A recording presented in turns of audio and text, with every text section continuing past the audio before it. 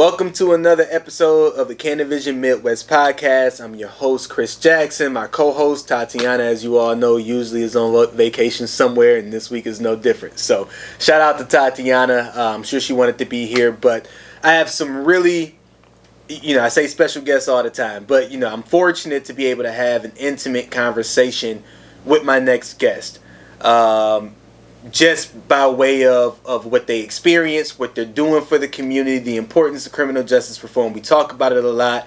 These folks are living it, and they're doing the things that most of us aspire to do in the space. And so I want to introduce Mary from Last Prisoner Project and Mr. Michael Thompson himself. Man, how are y'all doing today? All right. Appreciate you. Of course. No, thank you for being here. Hey, Mary, if you don't mind us starting with you, would love to know, high level, what the Last Prisoner Project is. So, the Last Prisoner Project is a criminal justice reform nonprofit. We are absolutely dedicated to helping to release cannabis prisoners, as well as helping them rebuild their lives post incarceration. We also help support the family members of people who are incarcerated for cannabis crimes as well. Okay, very cool. And obviously, the gentleman needs no introduction, but Mary, with the Last Prisoner Project, Michael Thompson was one of the folks that you all encouraged and supported while he was going through what he went through. How did that relationship come about? Quickly, if you don't mind. So we met Michael through one of the advocates. Her name is Dee Dee Kirkland. She's been working with Michael and advocating for Michael for 8 years. And I've been working with Michael, I'd say it's about a year and 3 months or so. And so we've become dear friends over that year. And it is just, it's hard to put words to the joy that I feel in my heart now, getting to spend time with Michael in real life. And not just 10-minute phone calls through the Michigan Department of Corrections.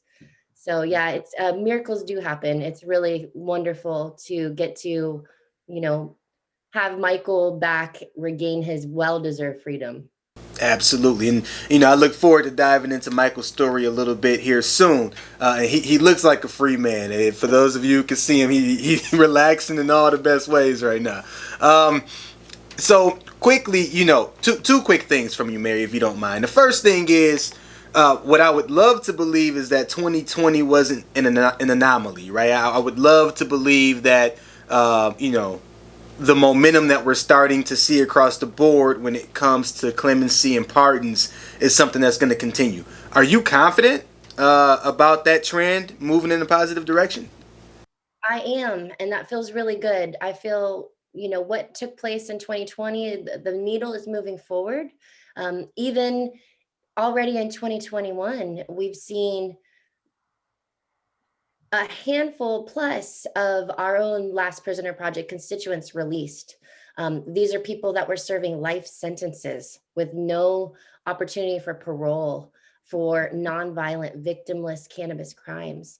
So it is definitely happening. Even as the outgoing administration left, that last night, they had 12 cannabis people receive executive commutations. So that's huge. That's huge. And it really is a miracle to see somebody who is serving a life sentence for cannabis regain their freedom. It's quite a surprise, and it's a really beautiful thing. It's well overdue. Well overdue. So, quickly, if someone wanted to get involved, right, whether they're in the industry or just advocates and activists for the industry, what can people do to get involved with the Last Prisoner Project? There's so many different ways to get involved. I would say first, the easiest way is to start by following us on social media. It's at Last Prisoner Project. So we've got Instagram, LinkedIn, Twitter, Facebook. Start there.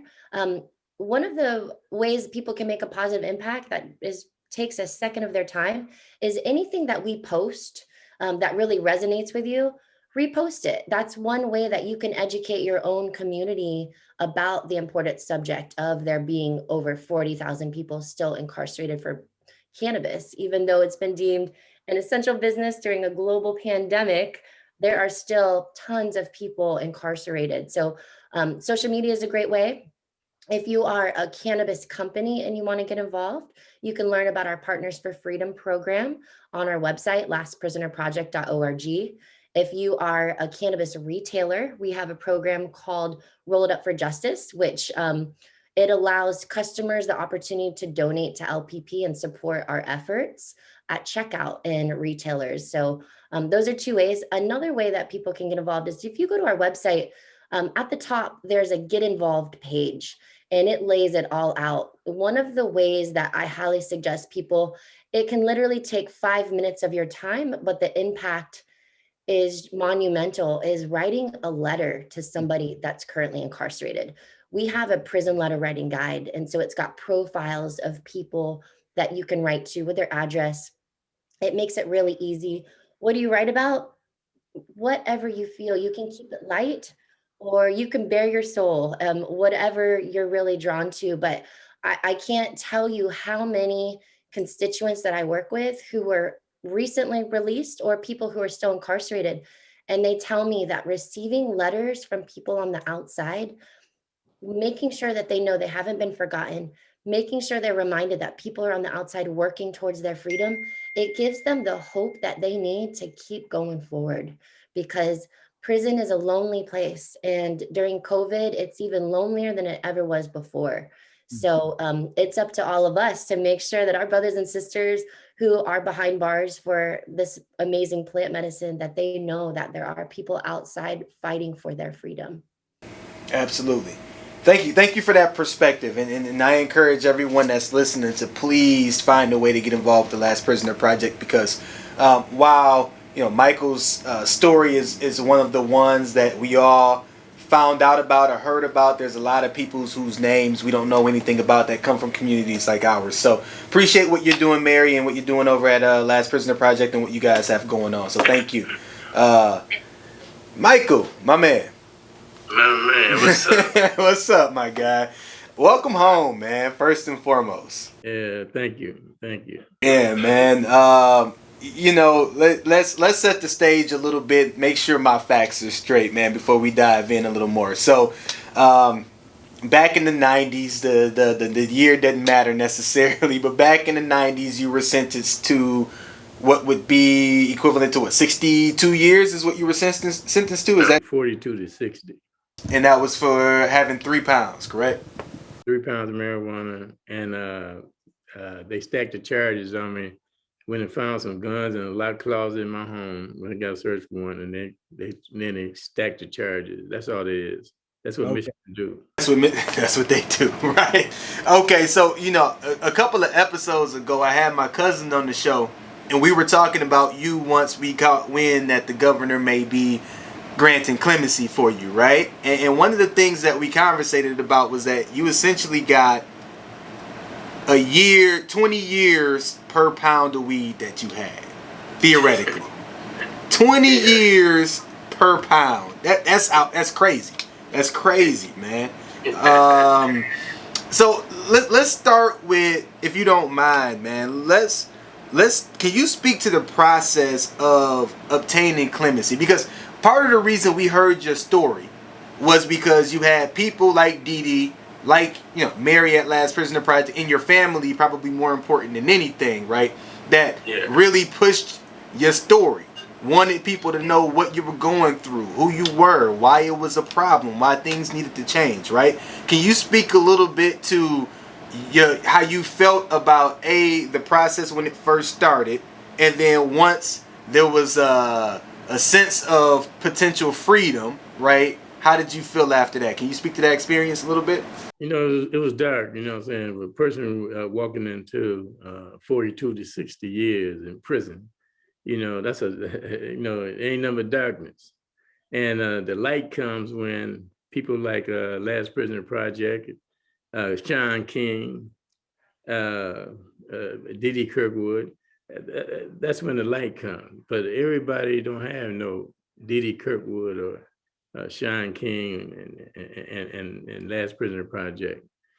And my thing is, I'm thankful that I did have some people that want to show some kind of humanity towards a man, receive a injustice sentence of 42 to 60 years for 3 pounds of marijuana.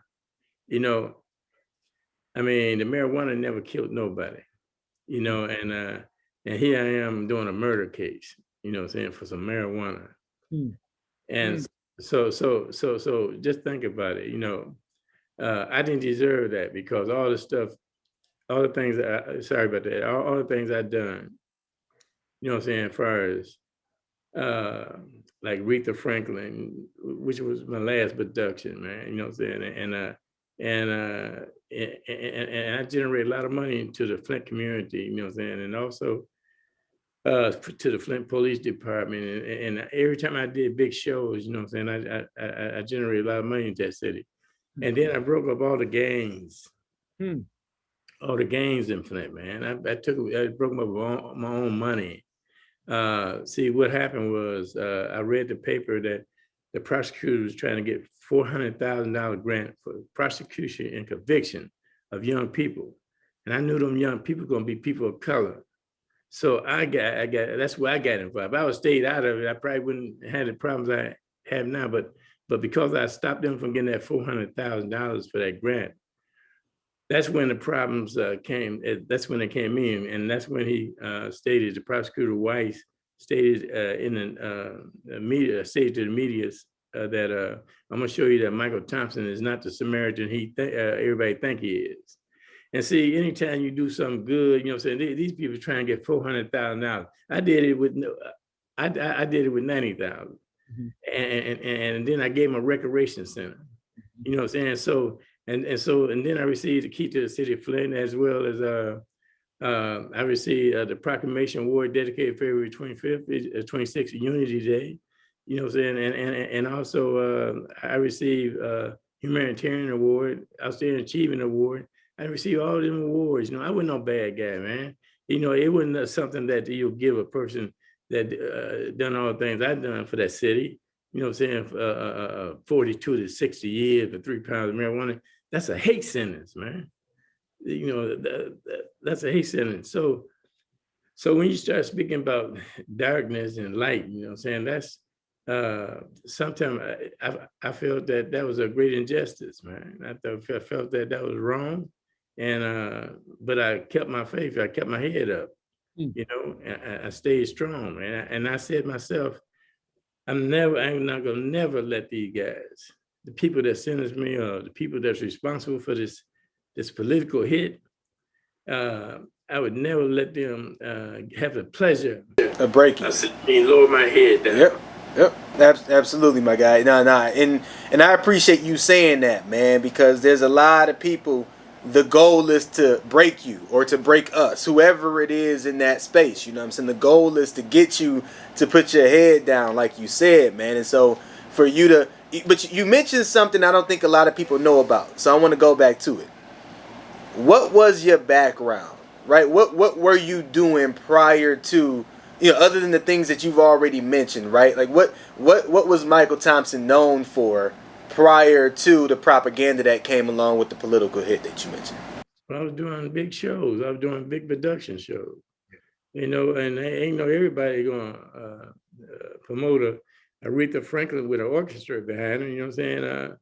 I mean, I was selling out shows and see, and so, and I did Gerald Levert, all of them, OJ's, all of them. You know what I'm saying? So, what I'm saying, I wasn't no chump. You know what I'm saying? In that game. You know what I'm saying? So. Right.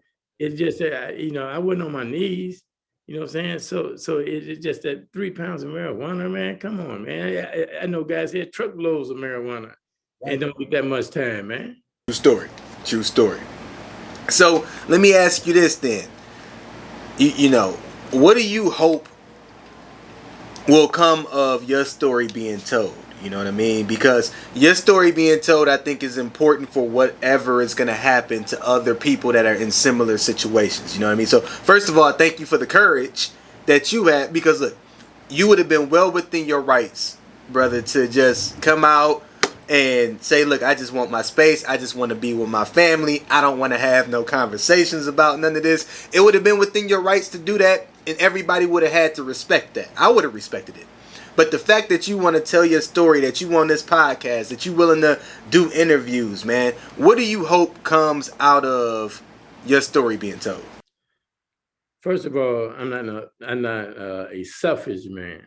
I'm an honorable man, and I believe honor is everything to me. You know what I'm saying? I believe it's better than sex. You know what I'm saying? When you really get to know it, because I know this about honor. I know that you can have the most beautiful woman, sexiest woman, laying right there, but if you got an honorable man on the other side of her, I'll jump over that sexy woman to get to that honorable man, because I know I can always get back to that, but I can't always get to that honorable man. And so my thing, to answer your question, is I want to deliver, the pain that, what I'm saying, that they sent me through. And hopefully they don't send nobody else through it. And hopefully these guys listen to me and they won't run into the same thing I ran into. And so hopefully I can deliver a message to the young people, middle-aged people, and maybe a couple old fools that, look, man, these people is not playing. You looking for that gun in the street, but that political hit is in the courtroom. And really don't want to deal with that political hit in the courtroom, because you don't hear no noise. They just do it with a pencil. And here you is out in the street shooting. People ain't did anything to you. Shooting innocent people and creating all this noise.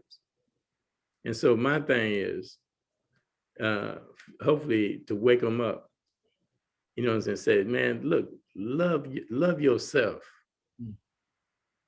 And mainly, man, love your people. Right. Love them. Don't kill them. And so that's what I'm all about, man. I'm all about the fruit of life, and I'm not about, one waking up every day talking about he gonna go stick somebody up, or somebody he gonna go take something, or he gonna go rape this woman and whip this old lady, take this from this old. I'm not with that. Right. I'm with that, I'm with harmony, man. That's what I'm all about, harmony. And I hope one day that it comes to that, because now you can't go down to your local store. People been living in the area, the community for 30 years. Can't go down to a local store, man, because somebody hurt them or robbed them. It didn't used to be that way. It used to be that you can go down to your store any time of the day or night and wouldn't have to worry about getting hurt. And something is going wrong, man. Something is going wrong. The reason why a person living in a community for 30 years and can't go down to a local store. Who owns those stores, right? Like, let's start there, because 30 years ago, it was a different face that owned the stores in your neighborhood than we got now. You know what I mean? So, I mean, all the way back to economic empowerment and self-determination. That's another story within itself right there. That's another story within this. Have you had a chance to see the movie Judas and the Black Messiah? Did you watch that yet? I ain't seen a movie in 40 years. Oh, man. That might be a good one to start with. I think you would appreciate it. It's the Fred Hampton story. I ain't seen none in 40 years, man. Yeah, I got you. Hey, you got a lot of life to catch up on. So forget the movies. Go live your own movie at this point. You know what I mean? But there was a line in the movie that said, "War is politics with bloodshed, and politics is war without the bloodshed." So when you make your point of that political hit being stronger than any bullet or gun potentially trying to kill somebody, man, it's some real life to that comment that you just made, man. And so it's real, baby. It's real. I'm a living witness. You know what I'm saying? I mean, it's real. You know what I'm saying? Hey, they hit me with so many bullets. You know what I'm saying? I didn't even feel them. You know what I'm saying? See, because the bullets they shoot is invisible. And so then when you realize it, damn, I've been wounded. Right. After so many years go by, Right. Man. And then I was just talking to my daughter, Rashonda, man. And I was just telling her, how, quiet I was in prison and I wouldn't talk. And they had me see a psychiatrist 3 times. They gave me a referral, see a psychiatrist because I wouldn't talk, because I stayed to myself. And that just goes to show you, man, how these people want to control you and everything, you know what I'm saying? Everything, because I don't talk. I personally, I think a lot of people should shut up and quit talking. Right, right. And it's a problem because you decided not to. Because I decided not to talk because I didn't trust nobody, Right. especially the administration of Department of Correction. I didn't never trust them. I mean, why would you? Right? What reason did they give you to even believe that they had your best interest at heart? Talk to them guys less than a man. Let me share something with you, man. I stopped my visits and I hadn't received a visit in 20 years. I stopped all my visits because of one reason. I stopped all my visits because I didn't want to see my people come. I was embarrassed. And I didn't want them to see, I didn't want to see them and see me in prison. And I watched them make my family take their shoes off and be touching my family in a disrespectful way, Right. And then when I get off my visit, and then they're going to tell me to bend over and spread your cheek. Kiss me. And man, I ain't going to do nothing like that. And so, because the honor that I carry within me, I refuse to do any of that and refuse to watch that with my family. Right. So. You said no visits in 20 years? 20 years, man. Huh. 20 years. My daughter came all the way up to Earth, Rashonda. And she found out the hard way. And they asked me, told me I had a visit. I said, I know I don't. I refuse it. Right. My daughter was hurt, man. But because of that madness and that sickness within me, that what prison creates, that's, I didn't want to see it, man. Right. I didn't want to see it, and I told her over the phone. I told her, I don't come, and she came, and I don't think she thought. I didn't think she would think no father would do something like that, man. But I did. But to your point though, not only was it because of how it could impact them, but it was because look, you the only one that's in there doing that time. You know what I mean? At the end of the day, and the only thing that you sound like you were holding on to was the fact that you were an honorable man. And so anything that took away that honor, man, I can understand why you put yourself in a position to say, I need to at least hold on to this because I can't hold on to nothing else. You know what I mean? Well, just I don't know what other people think about honor, but I think everything about it. You know what I'm saying? And I love honor. I'm in love with it. And I know society didn't change. I know that. I know everything. It ain't the same. And I know people ain't the same. But the thing is, I'm still the same. Right. And I still have, the honor that I was born with. And that's just me, man. It's just like if me and you make agreement, you don't have to worry about it. Because I'll go to death with it. Being true to yourself, man. I appreciate that. So do me a favor. Take me to the moment that you found out that you were getting ready to be a free man, right? After all those, were you mad? Were you happy? Were you upset? What's the emotions that go along with that moment? I was numb. I was numb. I didn't feel a damn thing. I was numb, man. Because fear of the unknown. I mean, after 25 years, man, you wondering what the heck, what's going on. And just like I walked out of here, and ran to all them computers and cars talking to each other and cars talking and telling you what to turn and all of that. and then all these go to the doctor and you got to punch in numbers and keys. Then go to the Secretary of State. You got to do this, everything computers. Hey man, I ain't seen a computer. You know what I'm saying? In 25 years, man, I ain't touched a computer. Right. You know, so I'm getting out here and I'm looking at all this stuff and I'm looking at how Mary setting up and doing her phone and adding. I say, hey man, this stuff is. For a minute, man, I knew what now I know what I felt when I said I felt nothing because I feared the unknown. Mm-hmm. Man, and the unknown came at me quickly. You know what I'm saying? As soon as I got in that car and I heard that car talk to them, turn here, turn right. I looked and shook my head, man. I said, man, what the heck is going on here? It's a different world. So I had to calm down, man. You know what I'm saying? It was coming too fast because they was asking me if I want something to eat. And I was saying to myself, want something to eat? Shit, I just heard this car just talk to this woman, tell him turn left, turn right.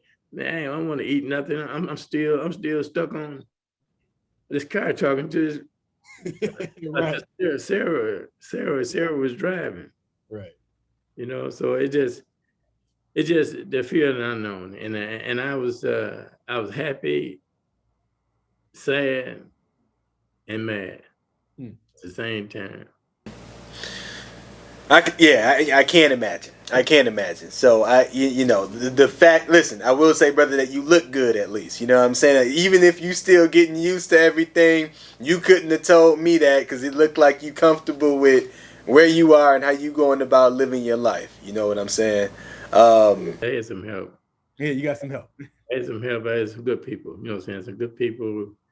They got my back. Absolutely. And that's what anybody need when they do. I've done 25 years, you know. Right. Well, mine is I just did 25 years for non-violent crime. You know what I'm saying? Man, I could have put a broomstick on somebody's ass and killed them and wouldn't have got no 42, 60 years. Right. Well, let me ask you one more question because I think Mary coming downstairs let me know that you might have something else to move on to. Yeah. So I like to ask people, and maybe you thought about it, maybe you didn't. I think you may have already kind of mentioned it a little bit, but what legacy do you want to leave, man? You know, at the end of it all, you know, you can rest easy saying, I'm proud that I did fill in the blank. I'm proud that I stuck with my arm. I'm proud that didn't nobody break me. Yeah. From being an honorable man. That's what I'm proud of. And I want everybody to say my word was good. And I was a good man. Absolutely. Well, look, I believe you're a good man, and I can't wait for the time that we have an opportunity to meet each other in person, man. But I'd much rather you be in the comfort of your own home right now. Thank you, by the way, for your time, man. You didn't have to give it to me, but you decided to anyway. So I appreciate you, man. I appreciate you setting the example you set. Hate the fact that it had to happen to you, but love the fact that you're doing what you can with it to help everybody else. You know what I mean? So thank you, brother. And I just want to say thank you to everybody else out there that rocked out with us for this episode.